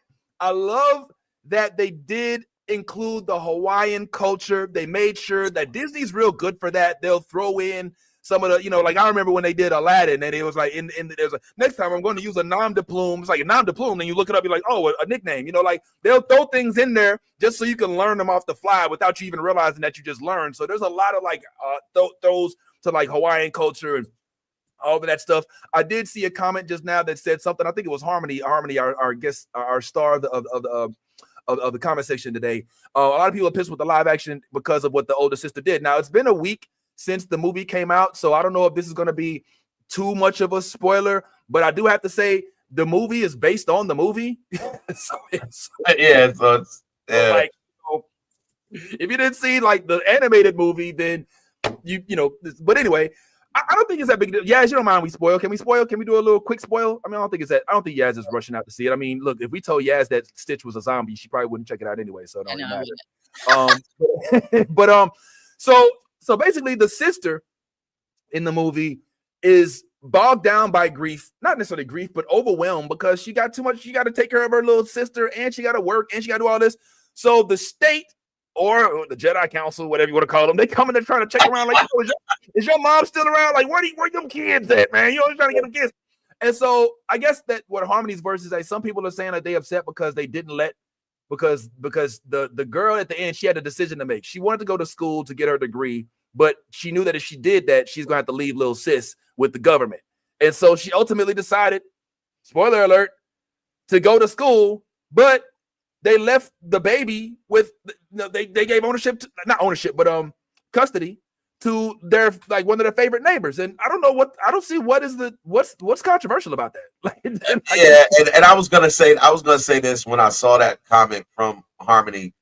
Harmony, there's never gonna be a time that somebody's not gonna be pissed about something, and so people find anything and everything to complain about. And ultimately, I felt that like there was nothing, absolutely nothing wrong with what that young lady did. Like from coming from Black culture, we know that it takes a village to raise a child. And when you grow up in a certain spot your entire life, that person whose house is right next door to you is not just your neighbor. That's your auntie. That's your grandma. That's whoever. That's Miss Carol. That's who. But that's somebody that you have grown up with your entire life. And in this particular culture, family, they make sure that they speak on that about how family is so important. But it is a village. Like it's not just your biological family. It's the family that that basically says family. This lady in this movie came over there to check on them every single day. This lady was active. Whenever that young lady needed help, that old lady was active. The son of the old lady has had a crush on the sister his entire life. Like, and has never had the right things to say to let her know how he feels. So when I hear people say they were pissed because when they say they was pissed because she made a decision that would better them in the long term, and she was still active in her sister's life, that's crazy. That is crazy work. And so for anybody who's pissed off, yo, be pissed off. You go find something else to be pissed off about because this ain't it. This is because what they basically saying story. Is they saying fuck your education, fuck your potential for a better life after you become a marine biologist. You should stay a server and sit there and watch your own sister. I mean, the fact that that's even a complaint, it shows that whoever it is that's making that, if that's something that's viral out there in the world, Harmony, then people need other stuff to think about and to be mad about, because that's like really, that's the least of the things that I had to. If you want to bitch about something, bitch about the fact that that it was, the CGI toward the end got a little sloppy, you know what I'm saying, when they all came in or something like that. But other than that, and it was, and listen, the shit was funny. Like I laughed out loud. Like I laughed out loud in a movie theater. My daughter looked over at me and she was kind of like, isn't that funny? And maybe there was some spirits inside of me that made it a little funnier, but it was the movie is really good. It's funny, and I think that it's worth a watch. And I'd love if you could check it out. For those in the comments that did see it, go ahead, leave us a voicemail about what you thought about it. And then maybe next week we can bring it up and discuss it as well, because it looks like we're going to run out of time. So we may unfortunately not be able to get to actually finally being able to wrap up Andor. I still hope we get to do this. I know it's been weeks since the finale, but I'm gonna see if we gotta do the Andor wrap up. It's gonna happen, even if it's a little later.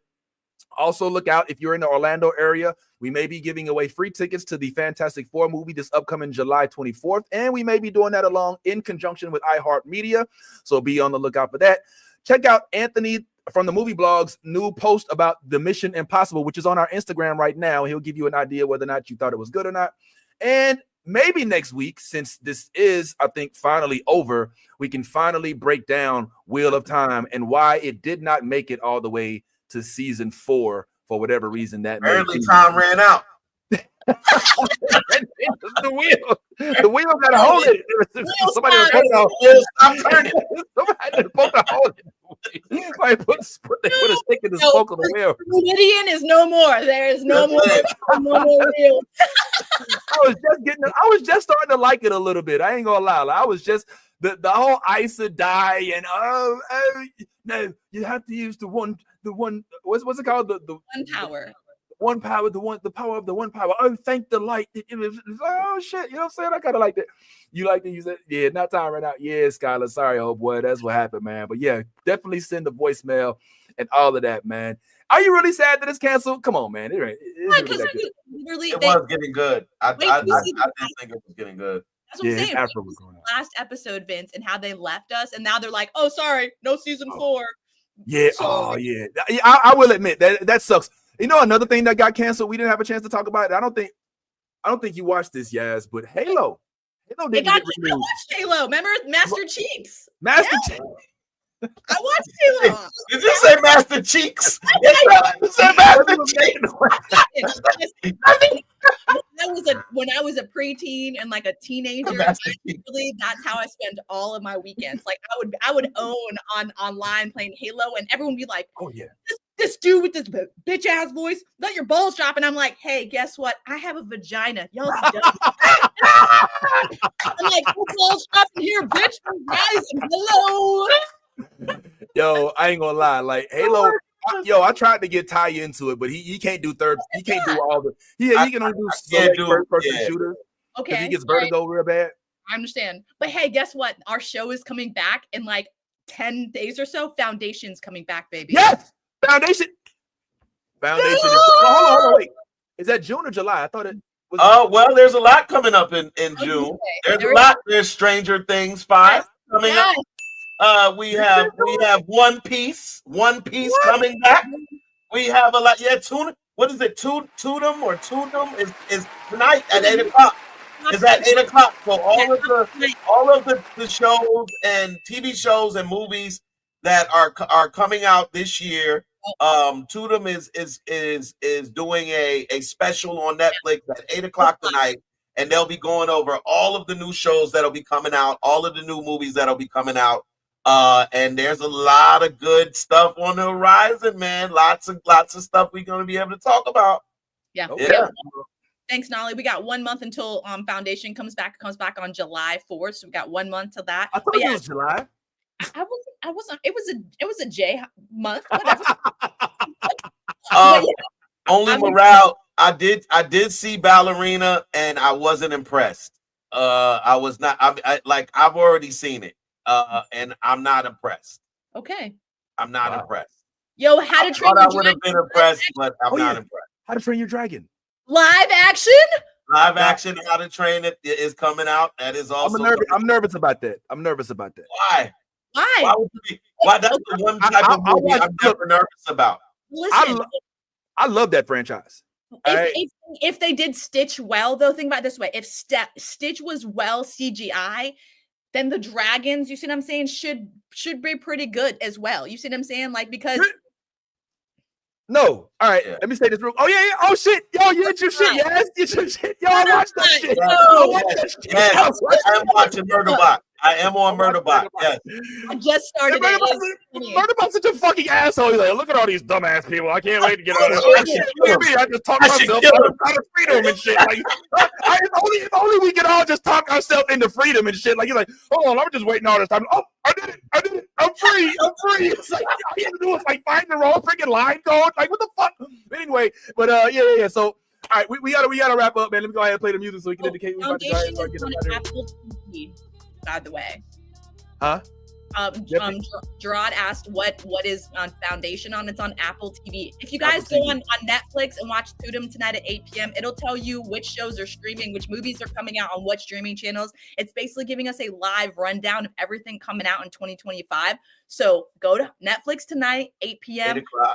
and tune into Toodum, because if you guys want to know what we know when we know it, tune in and we'll discuss it next week. Peace out.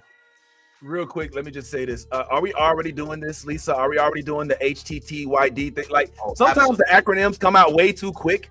Like, I'm like, wait, what is that? TLU? Oh, The Last of Us. Oh, yeah. Oh, what is it? Like, sometimes, like, I don't know, and I gotta, like, watch. I'll be like, okay, HT. All right, I don't know. But anyway, thank you guys once again for pulling on up. Real big shout out to the comments for doing their thing today. Look on the horizon, because we're going to be giving away some gifts now that we got the website up and running. Please send us some material to work with the voicemails, and even a video every now and then if you want to drop one to the email. On behalf of myself, Gas, Bad Time, everybody else who fucks with us, for real, we just want to say, of course, as we always do, continue to and always do be your authentic self. Because if you're not being yourself, guess what? You're being fake. There ain't no honor in that. And as we always say, when it comes down to being a geek, freak or geek, shit. Go ahead. Let that good geek flag fly. Deuces. I didn't have the thing ready. Shit. All right. If you a geek, go ahead, let that good geek flag fly. The new Blurred Order is one of my favorite places to visit. I hope you'll join us next time.